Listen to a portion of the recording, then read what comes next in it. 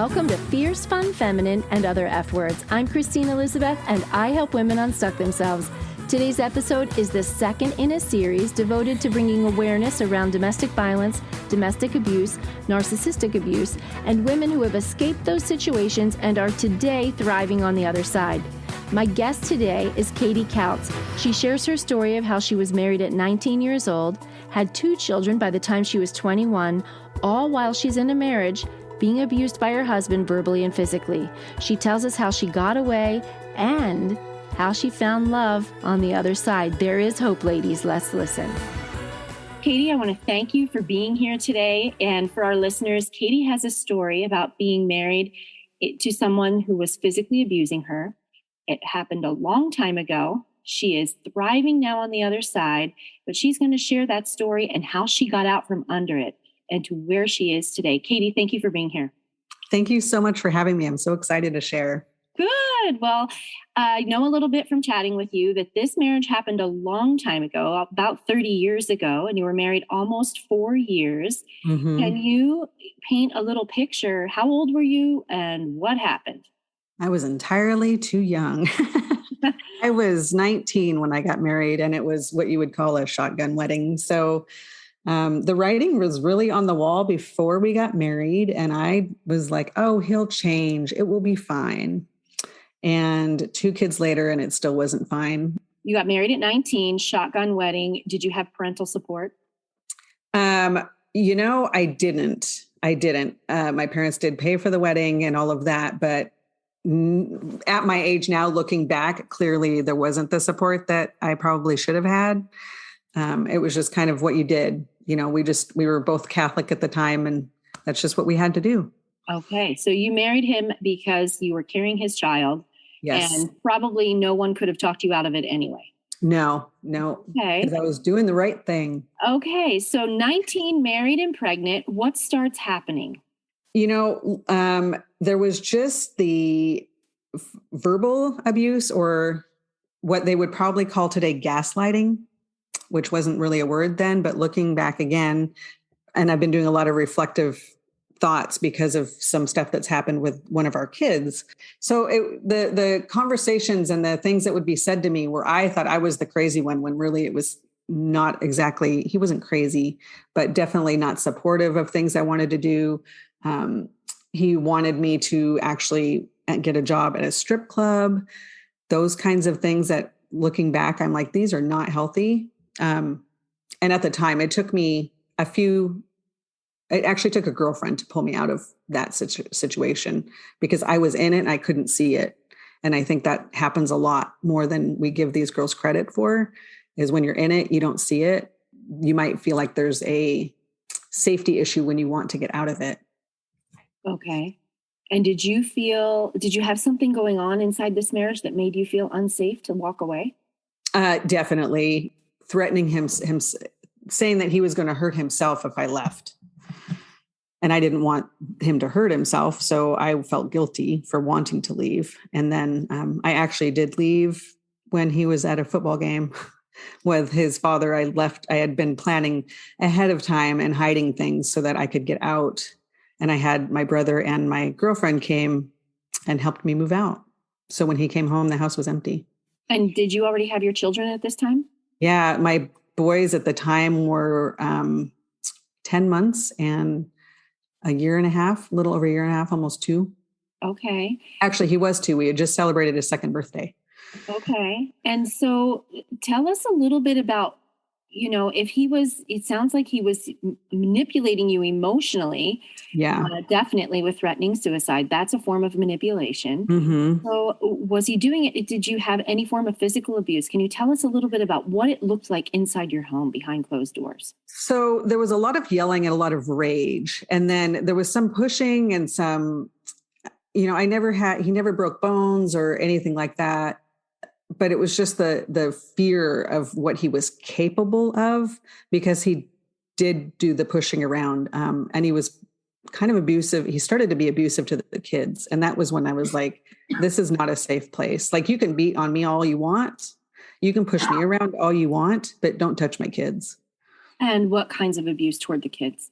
It started with spanking, and it wasn't just a swat on the butt. It was I think it's okay if we spank them 5 or 6 times just to get the point across. And we're talking babies. They were little, very little. No. And so that was when it was like, okay, this is not a good situation. And he was a compulsive gambler. So I had that to deal with, where he was constantly borrowing money from friends or family and gambling it away instead of paying the rent or buying diapers and that stuff that goes with addiction. So you're in a marriage very young.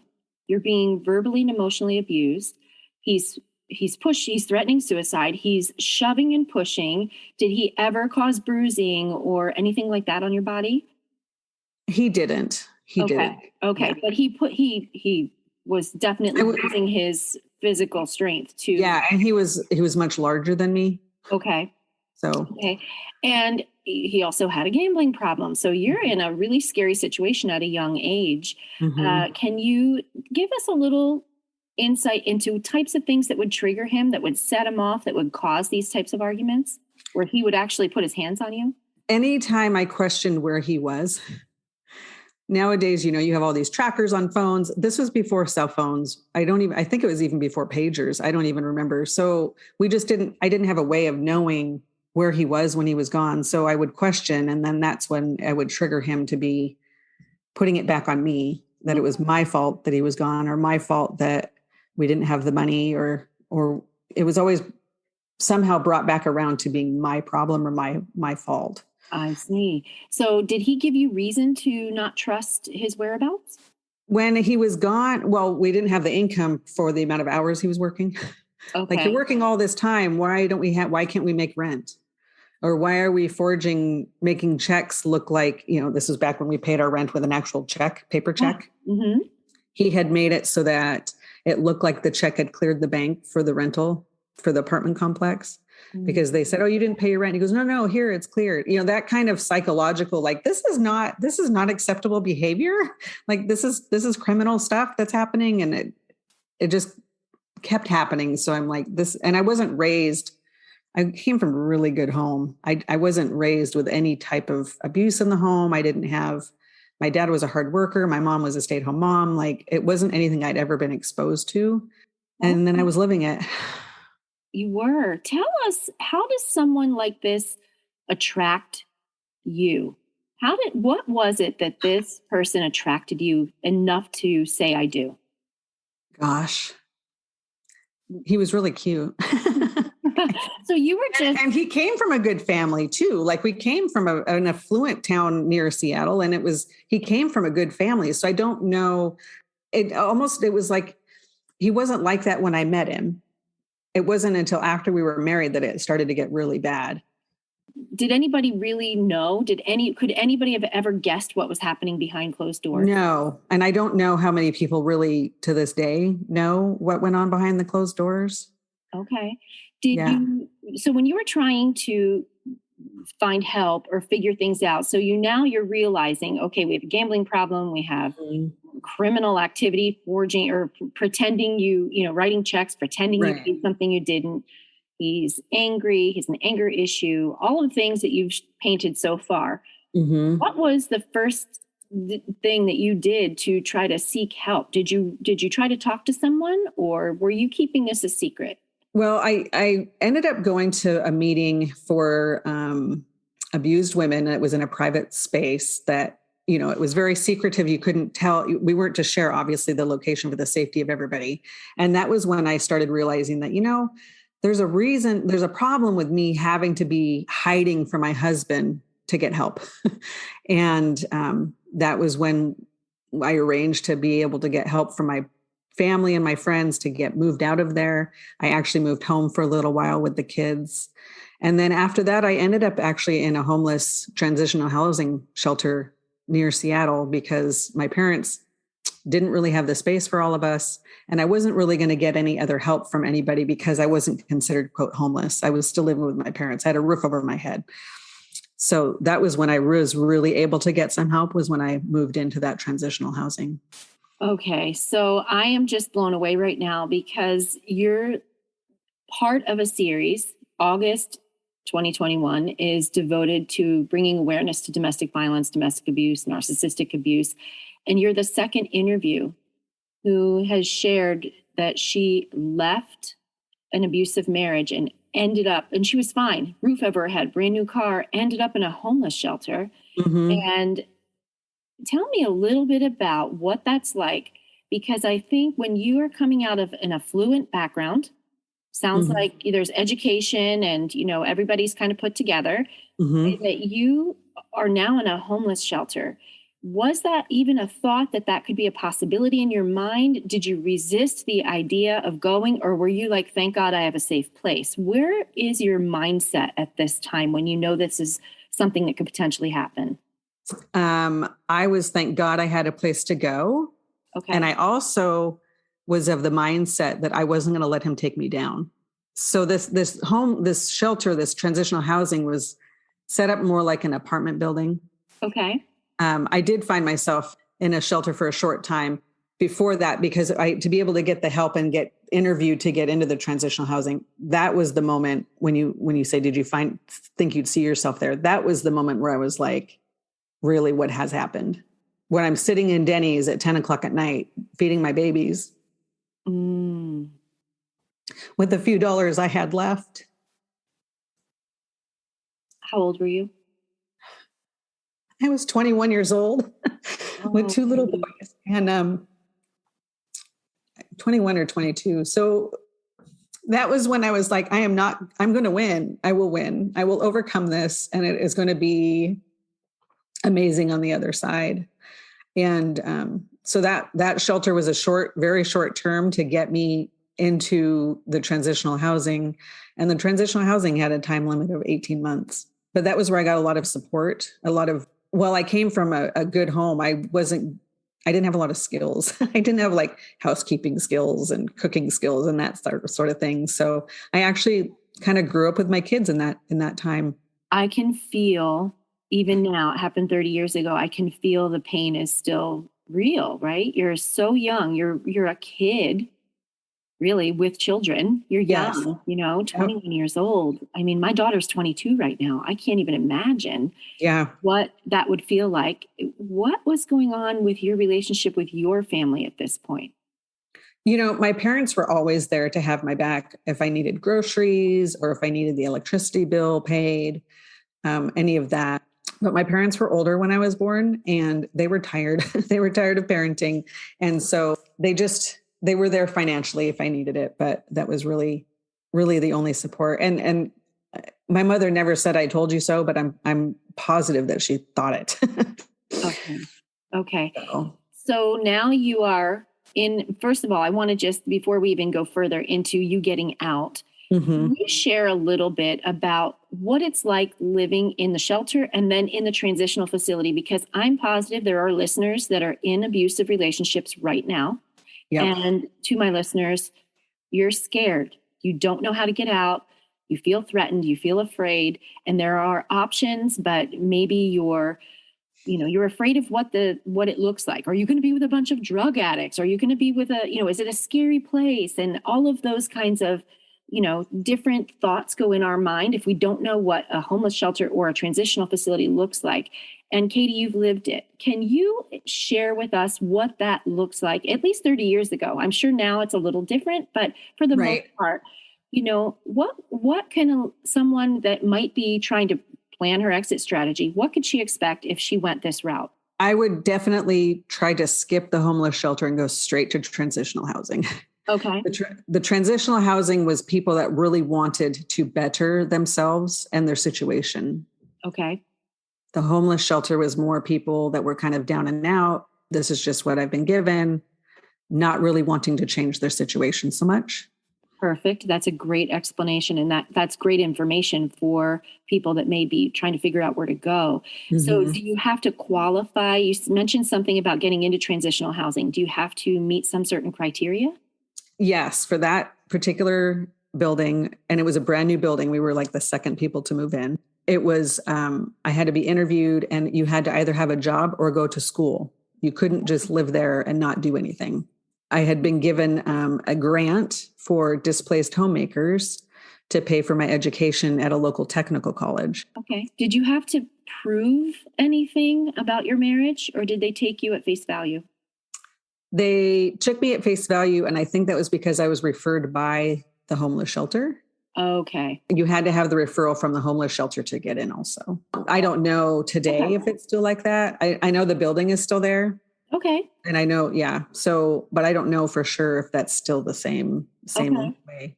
So you're living in transitional housing with other women who were in domestic violence situations? Most of them, yeah. Mm-hmm. Okay. Wonderful. There were some families in that building. So it wasn't just women. There was there were like 3 or 4 actual couples with families that were displaced. Okay. And that is the place where people were surrounding you with education and tools and resources to be able to get on your feet so that in 18 months you could get out of there. Yes. Yeah. Those were actually some really amazing times. Okay. Some good times there. There was a gal that I had gone to like elementary school with that was 2 doors down. So It was just kind of a funny way, how our paths had crossed. But that building was actually like, we would sit in the hallway and let our kids run up and down, and we would visit just like a normal, quote, normal. We were still normal. There was nothing different. We were people. We were still people, but our situations were just a little not amazing. You needed a safe place.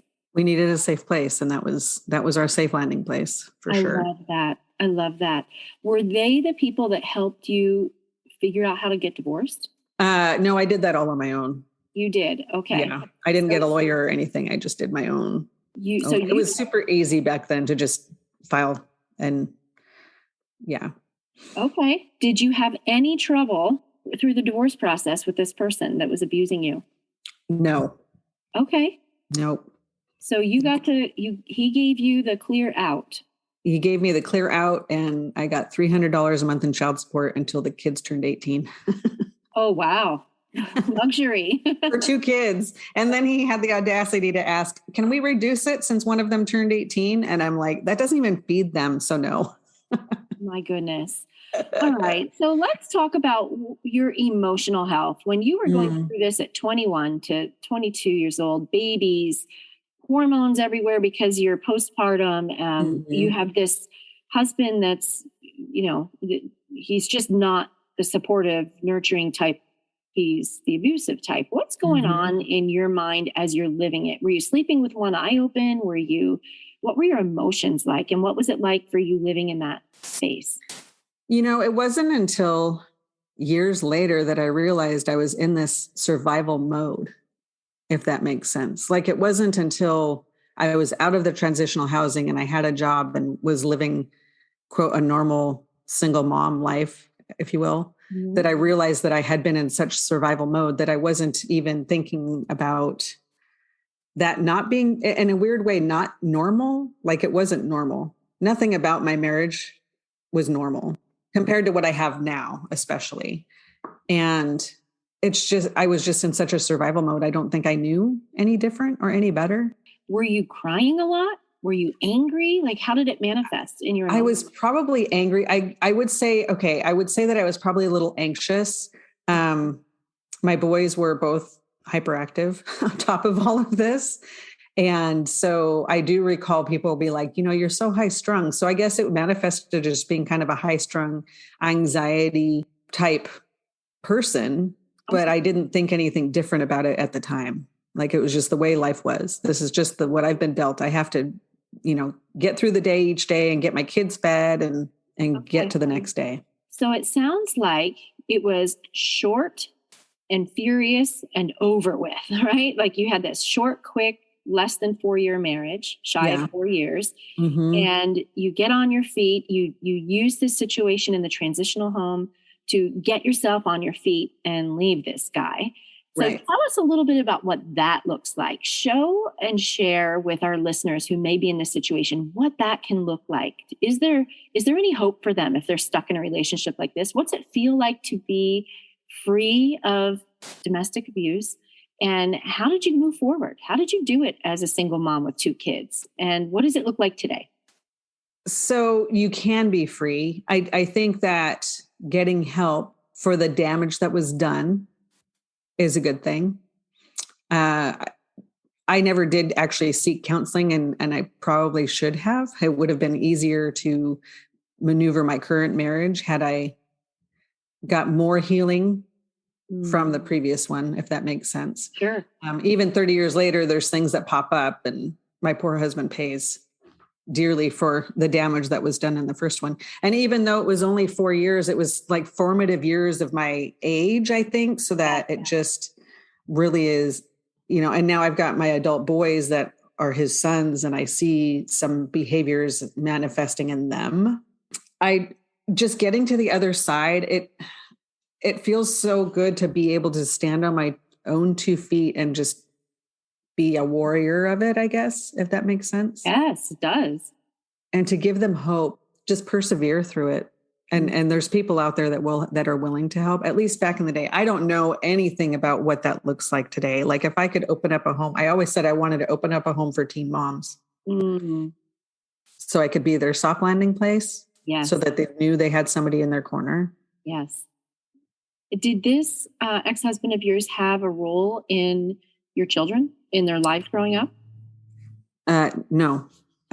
He started out sharing custody, and then we actually moved from the Seattle area to Idaho, and the boys were teenagers at that time and were young, junior high, I guess. And he visited them one time, and then he took them further one weekend and then couldn't bring them back because he didn't have gas money. So I ended up going to get them, and then he didn't see them again. He's in their life now. There's a grandchild, and he's finally gotten his life together. He went through some serious addiction issues and a lot of jail time, and he's finally getting it together. But when they were growing up, no, he didn't have anything to do with them. Okay. If our listeners are going through anything like this in their marriage, where, they're married to someone who's abusing them physically, emotionally, threatening suicide if they leave, if they're living in constant fear, in survival mode, what are some things they can do right now that would help them move the needle to get out of a situation like this and be in a safe place? My first inclination is church to get help. Okay. I don't know, like resources. There's resources out there, I'm sure. I don't know if maybe DSHS was who we dealt with. Mm-hmm. And I'm trying to remember how I found out about the shelter itself. Okay. Again, we didn't have internet.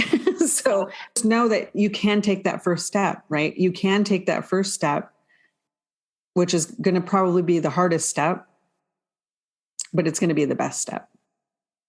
And you are going to have to probably dig into some true bravery. I'm assuming that has to feel like crazy scary. It was the scariest thing I've ever done. Okay. Was leaving, because I didn't know what was going to happen. Not knowing, I think, was the worst part. Not knowing what was going to happen on the other side, or what was going to happen in my future. Like at 25, I remember a couple of years after that, I was like, I'm 25 years old with 2 little kids, and now I'm going to be single for the rest of my life. But that wasn't like, I would rather have that than what the option was, right? Yes, of course. So now you're out. You're living free of all of this abuse. There's love on the other side when you have kids. I know a lot of women that are like, well, this is the father of my kids, and it's my financial security, and all of those things, those conversations. But you are not supposed to be abused. It's not okay.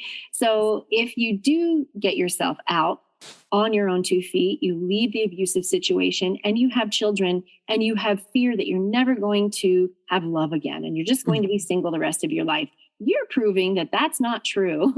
Can you tell us a little bit about what you did next? What does life look like on the other side? Oh gosh, life's amazing. It's more amazing than I ever could have dreamed. I did end up getting remarried, and I had 2 more children. How long of a time span between divorce and remarried? It wasn't very long. It was only probably 4 years. Okay. Yeah, it wasn't very long. I had this in my head that I was going to be done having kids by the time I was 30. So I felt like I needed to, if I was going to have any more, this is what it was going to be. Okay. But this amazing man took me out on Mother's Day and bought ice cream for my boys at 31 Flavors at Baskin Robbins. And that was when I was like, there are still amazing men out there. And just the smallest little, he bought ice cream for my kids and he's okay with hanging out with them. That was always a huge issue. Huge issue with guys, not, single moms. Was he ever married? He'd never been married, never had kids. And he fell in love with you, with your two boys. Yeah. It's possible. It is totally possible. And it was like a fairy tale. And so, yeah, he's a hard worker. He provides. Life is amazing. And are you currently working? I am a health coach and I do essential oils. So I work from home. Okay, perfect. Yeah. So let's share a little bit about that, because as a health coach, tell us a little bit about what you do. And if someone ever wanted to connect with you, how could they find you? I am actually soulthrivewellnesscoaching.com. Okay. And I help women find what makes their soul thrive. Like, what really lights your fire? What makes you excited to get up in the morning? I love that. Is that a process that you walked through yourself? Is that how this coaching was born? It is. I started the essential oils about 7 years ago. And then it's just been this process of awakening I also turned 50. So a lot of the whole midlife, what am I going to do with my life? I was actually a homeschool mom for 10 years, if you can believe that. My life swung from one end of the pendulum to the other. It was absolutely insane. And so I had found myself like, okay, now what am I going to do with my life? Because I'm not home with my kids every day. Mm-hmm. And so I started the oils and then I started the health coaching. And I just love helping other women. I love helping them find what makes them happy. Because I think that with the way the world is today and how noisy it is with social media and all of the expectations and the Pinterest mom stuff, we just kind of lose a sense of self. Yes. Definitely. So you must have gone through your own identity crisis. You were homeschooling for 10 years. Kids are out of the house. Mm-hmm. I can see where this coaching business was born because you had to kind of figure it out yourself. Mm-hmm. And so tell me a little bit about the program. When they meet you, can you tell us a little bit about what that might look like for a potential person that might reach out to you? So we just kind of chat about what their interests are. I have a stress course on my website also because I think stress and hormones and everything needs to be balanced. Mm-hmm. And when everything's balanced is when we thrive. And so when I interview a potential client, we kind of just talk, make sure we jive, of course, mm-hmm. because I don't want to waste their time if they don't love me, right? Like sure. We need to jive that way. So, so we'll just talk and just kind of get down to what their interests are. Like, let's get back to the basics. Love that. Well, I want to thank you for being here. You have shared a really concise, crisp snapshot of what it would be like to live in a domestic abuse, get out, and thrive on the other side. I mean, it's perfect. You've shared this story in such a concise way that it's really easy to see how you can move forward, but it's also easy to understand that it's not easy. And I think you've tapped on it about being scared to take that first step. Would you have any words for a listener that might be in an abusive marriage right now as we close this episode down? Just know that, like, I would like to say personally, I've got your back. Like, if you are in that situation, please reach out to me because I would love to just be there for you. But just advocate for yourself and take that first step, because I feel like when we're in that situation, it's really hard to advocate for ourselves, but we're worth it. We are fully worth it and worthy of an abundant life. And if you're in that situation, it's not what you're worthy of. Thank you. That's perfect ending. Thank you for being here today, Katey. I really appreciate it. One more time, you can find Katey's website at soulthrivewellnesscoaching.com. It will be in the show notes. Katey, thank you for being here. I so appreciate it. Thank you.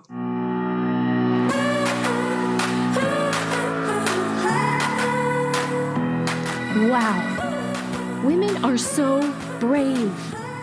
That is why fierce is the first word and title of my podcast, because I'm blown away by the strength and tenacity and bravery of women, because so many times, at least when I grew up, it's a little different now, but when I grew up, we were painted as the damsels in distress. Well, Katey was not a damsel in distress. Katey was her own advocate and took the steps she had to make her and her children safe. If you find yourself in a situation where you're being abused in any way, physically, verbally, if he shoves you on your shoulder, that's a sign. My friend, that is a sign. That's a red flag. You need to start taking precautions and taking steps to protect yourself, and if there's children involved, protect them as well. We can't share the resources all over the globe because this podcast reaches everywhere. Wherever you live, do a Google search or go to a church and share a little bit of your story without sharing the details and say, I need help. I'm not in a safe relationship. And they will point you in a direction. You do not have to remain stuck. There is peace and happiness on the other side. If you think this episode would help someone you know, feel free to share it. We can never overshare inspiring stories. I'm so glad you spent this time with me. Until next time, have a fierce, fun, feminine, and fabulous day.